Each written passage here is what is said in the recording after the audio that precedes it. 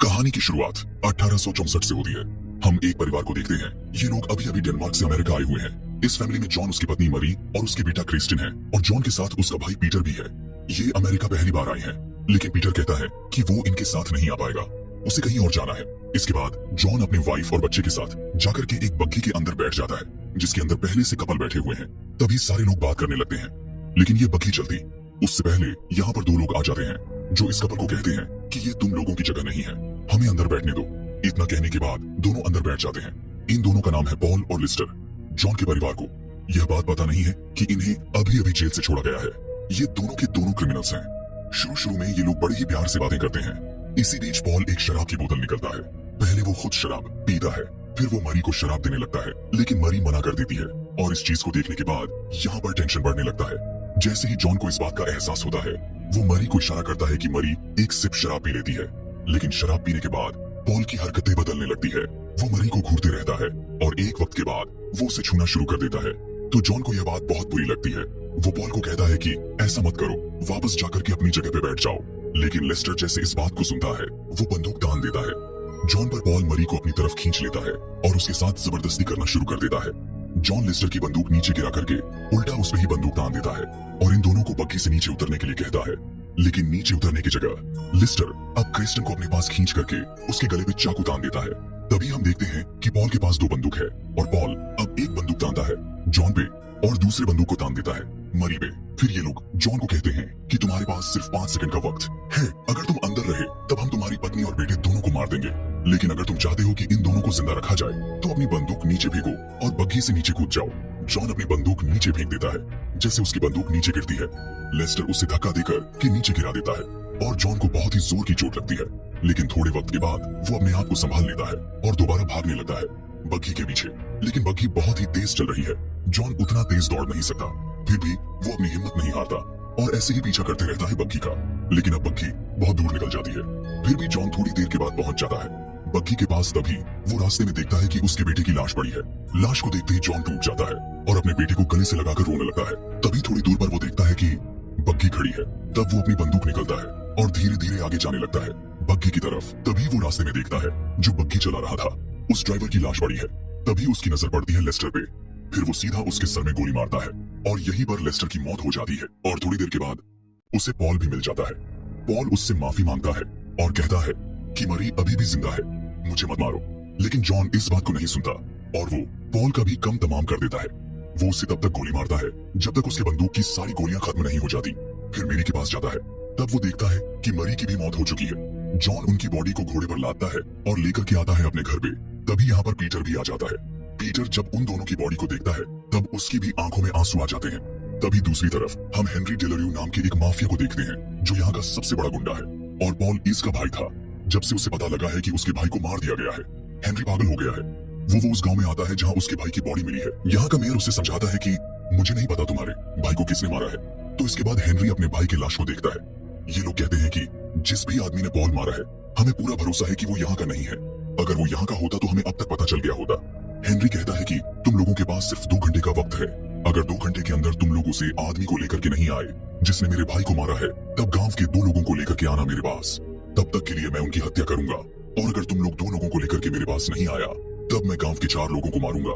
तब इन बातों को सुनकर के सारे लोग डर जाते हैं और देखते ही देखते 2 घंटे बीत जाते हैं, लेकिन कातिल का पता नहीं लगता। तब यहाँ का मेयर 2 लोगों को लेकर के आता है हेनरी के सामने। इसमें से एक बूढ़ी औरत और एक लड़का है। हेनरी अपनी बंदूक निकलता है और उस लड़के और उस औरत को गोली मार देता है। लेकिन अभी हेनरी का मन नहीं भरता। एक आदमी के पास जाता है और उसे भी गोली मारता है। तभी हमें पता लगता है कि मेयर हर एक महीने $80 देता है हेनरी को, ताकि वो यहाँ के लोगों को परेशान ना करे। लेकिन हेनरी कहता है कि अब से मुझे $160 चाहिए, और अगर तुम लोगों ने पैसे नहीं दिए तब मैं तुम्हारी जिंदगी को नर्क बना दूंगा। फिर ये पॉल की लाश को दफनाने के जाते हैं। यही पर हम देखते हैं पॉल की पत्नी मैडलेन को। हेनरी मैडलेन से कहता है कि तुम चिंता मत करो, मैं तुम्हारे पति की मौत का बदला मैं जरूर लूंगा। लेकिन मैडलेन उसे चुप रहने का इशारा करती है। तभी दूसरी तरफ हम जॉन को देखते हैं। जॉन भी अपनी पत्नी और बच्चे की लाश को दफना रहा है। लाशें को दफनाने के बाद ये लोग भी आते हैं इस गांव में जहां पर थोड़े समय पहले हेनरी आया हुआ था। इन्हें अपनी चीजों को बेचना है ताकि ये लोग यहाँ से निकाल सके जाता है। यहाँ के मेयर के पास 6 साल पहले उसने यहाँ पर जमीन खरीदी थी $140 में, जिसे वो बेचना चाहता है।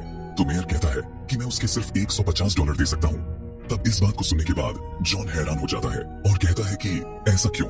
तो मेयर उसे पूरी बात बताता है कि मेरे पास अभी पैसे नहीं है और न ही यहाँ के गांव वालों के पास, क्योंकि अब हमें महीने की $160 देने हैं।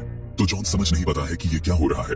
तो मेयर उसे पूरी बात समझाता है कि हेनरी के भाई पॉल को किसी ने मार दिया है। हेनरी उस आदमी को ढूंढ रहा हूँ, अगर वो आदमी नहीं मिला तो हमारी मुसीबतें ऐसी ही बढ़ती जाएंगी। जॉन भी समझ जाता है कि उसकी भी मुसीबत बढ़ने वाली है और कहता है कि आपके पास जितने पैसे हैं उतने दे दो। तब मेयर उसे $150 देता है और कहता है कि पैसों को अपने जूते में छुपा लो, नहीं तो तुम्हें लूट लिया जाएगा। तब जॉन पैसों को छुपाता है और आ जाता है। बाहर जल्दी उसे एहसास होता है कि चारों तरफ से लोग उसे घेर रहे हैं। तब वो यहाँ से निकलने की कोशिश करता है।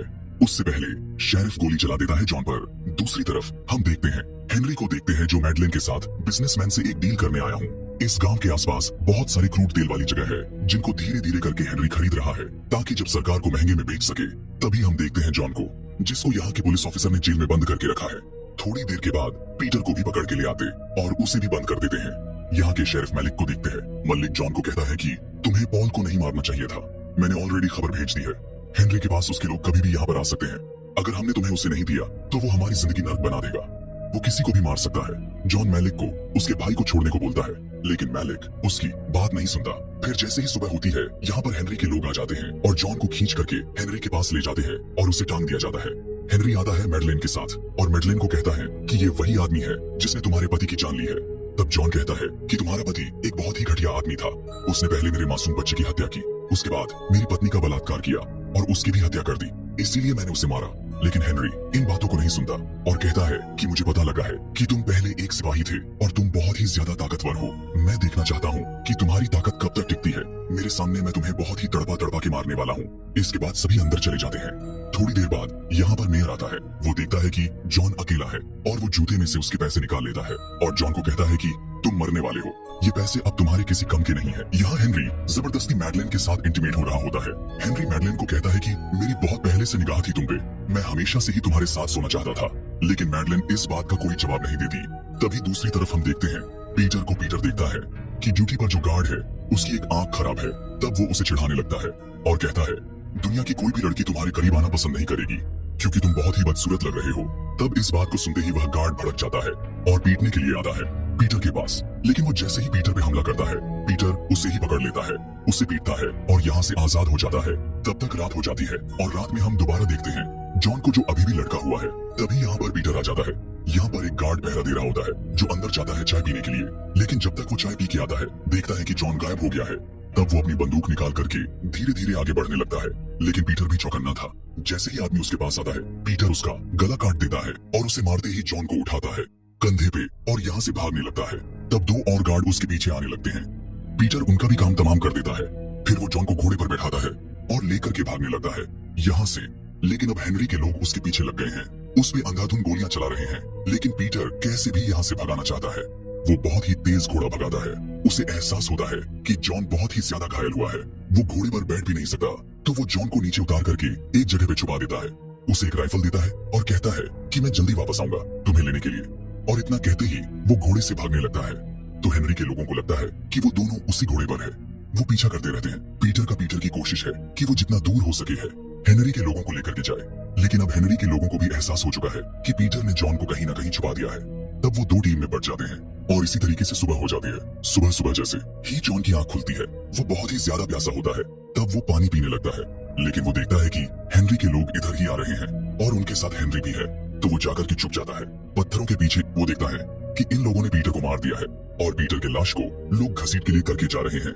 अपने टाउन की तरफ जॉन टूट जाता है क्योंकि दुनिया में उसका सिर्फ भाई ही जिंदा बचा था और अब उसे भी इन लोगों ने मार दिया।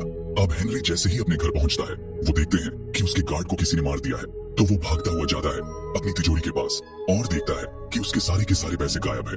तो वो समझ जाता है कि मैडलेन ने उसे धोखा दिया है और वो सारे पैसे लेकर के भाग चुकी है।